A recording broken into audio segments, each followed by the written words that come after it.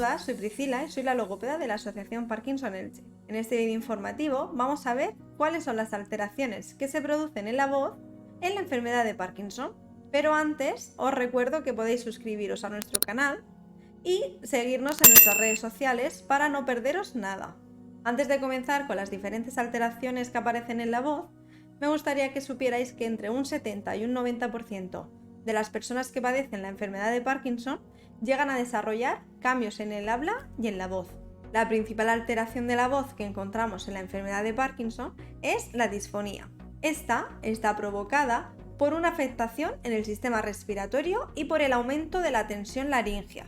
Además, también se ve afectada la reducción en la extensión de la musculatura intrínseca y extrínseca de la laringe. ¿Qué cambios podemos encontrar debido a las alteraciones que se producen en nuestra voz? Podemos encontrar afectación en el tono vocal. Este va a ser más grave de lo normal. Si hay temblor en la zona bucal, va a haber dificultad para producir la voz. También podemos encontrar que tenemos exceso de escape de aire.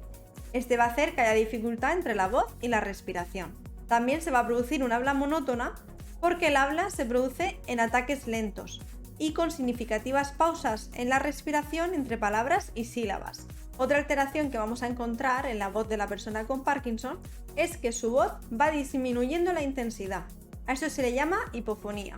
Su voz puede ser hipofónica audible, que vamos a escuchar, va a ser flojita, pero vamos a entender lo que nos están diciendo, y puede ser también hipofónica inaudible, cuando el hilo de voz es muy pequeño y apenas podemos escuchar lo que nos dicen o entender lo que nos están diciendo. También se va a reducir la fluidez verbal y el ritmo debido a los cambios en la respiración. Y en algunas ocasiones podemos encontrar que se repiten las sílabas, palabras o frases, quedando la persona sin aire y teniendo que tensar las cuerdas vocales para producir la voz. ¿En qué se centrará el trabajo logopédico? En primer lugar, haremos una recogida de información con los datos del paciente, qué se aprecia, qué cambios ha notado en su voz, si ha recibido tratamiento anteriormente.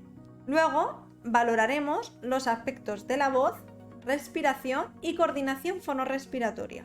Posteriormente se realizará un informe y se le entregará a la persona. En él se le explicará o se le detallará qué alteraciones se están produciendo en su voz y le comentaremos para empezar el tratamiento cuanto antes. El objetivo principal del tratamiento vocal es evitar el mal uso o el abuso vocal. Para ello, desde el principio se le entregarán unas pautas para empezar a evitar el abuso vocal. Los objetivos específicos dependerán del tratamiento personalizado de cada persona. Cuando ya conozcamos los síntomas de cada persona y sepamos la razón por la que se producen las alteraciones, podemos empezar con la intervención y los ejercicios que vamos a utilizar estarán guiados a rehabilitar, corregir o mantener la forma correcta de su producción vocal.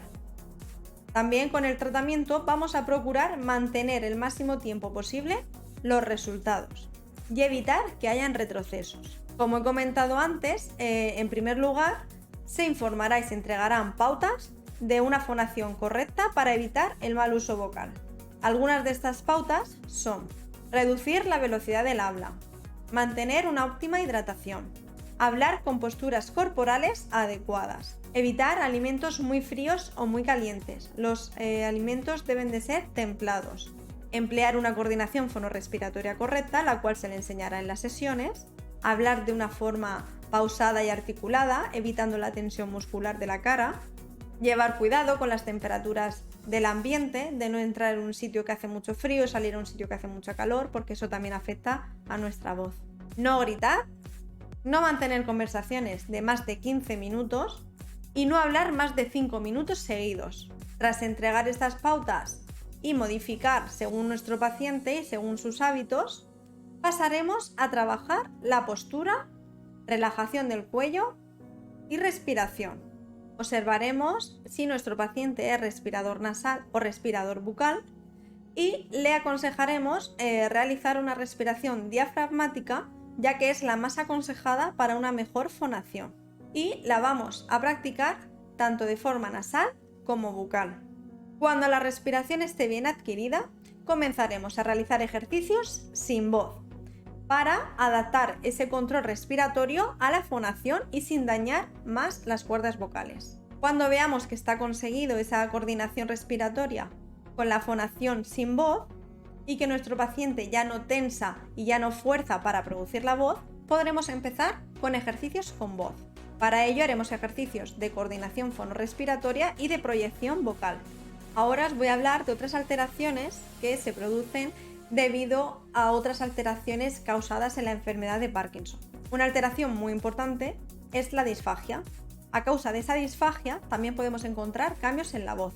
Produce una voz tensa, una voz agravada, ardor en la garganta, ¿vale? Entonces, para poder trabajar la voz, también hay que trabajar a la vez la disfagia, ¿vale? Tiene que ser un trabajo combinado que vamos a ir trabajando las dificultades deglutorias con las dificultades en la voz. También en la enfermedad de Parkinson podemos encontrar que hayan disfonías funcionales. ¿Esto qué quiere decir? Que la voz va a ser hipotónica, que hay una debilidad vocal.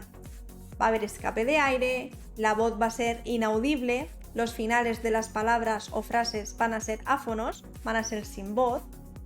Y el tratamiento se tiene que iniciar igual, con sus pautas, su respiración, su postura corporal, relajación, pero luego los ejercicios se van a centrar en ejercitar y darle vibración a la musculatura laríngea.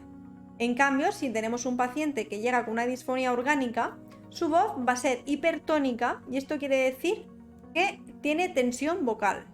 Realizaremos el mismo proceso de la recogida de datos, las pautas, empezaremos igual, relajación, postura, respiración, pero en vez de trabajar con voz, haremos los ejercicios sin voz, hasta conseguir adaptar la fonación a la respiración. Una vez cambiado el patrón respiratorio y el mal hábito que causa el abuso vocal, podremos empezar con ejercicios de voz. El tratamiento para la hipofonía se iniciará igual, con su recogida de datos, sus pautas, ejercicios de relajación, de postura y de respiración, pero luego tenemos que ver a qué es debido esa hipofonía. Si la hipofonía viene a consecuencia de una mala articulación y una afectación en los músculos faciales, debemos empezar a trabajar ejercicios de articulación. Trabajaremos la musculatura orofacial. Continuaremos con ejercicios de coordinación fonorrespiratoria y por último haremos ejercicios de proyección vocal. ¿Qué beneficios obtendremos de un trabajo logopédico y de cambiar ese hábito que tenemos en nuestra voz? Pues evitaremos una voz con tensión, no nos fatigaremos, nuestra voz será audible, será inteligible, aprenderemos a gritar sin dañar la voz, ya que nos puede ser útil el pegar un grito en una situación de peligro. Familiares y amigos nos escucharán bien y comprenderán el mensaje que les queremos transmitir y no tendremos que repetir varias veces lo dicho. Espero que haya sido interesante este vídeo y que hayáis aprendido un poco más de la voz y veáis lo importante que es cuidarla. Si tenéis alguna duda o queréis dejar un comentario, responderemos lo antes posible. Nos vemos en próximos vídeos. Un saludo.